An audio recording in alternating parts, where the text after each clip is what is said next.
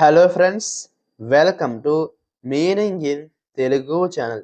ఈరోజు వర్డ్ ఏమిటంటే లిబరలైజేషన్. దీన్ని తెలుగులో ఉదారీకరణ, స్వేచ్ఛాపరం అని అంటాం.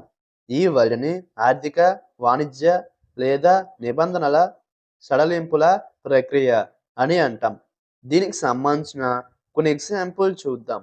వాటితో ఇంకా బాగా అర్థం చేసుకోవచ్చు. ఫర్ ఎగ్జాంపుల్, ఫస్ట్‌ది the liberalization of visa regulations made travel easier. అంటే తెలుగులో వీసా నిబంధనల ఉదారీకరణం వలన ప్రయాణం సులభం అయింది.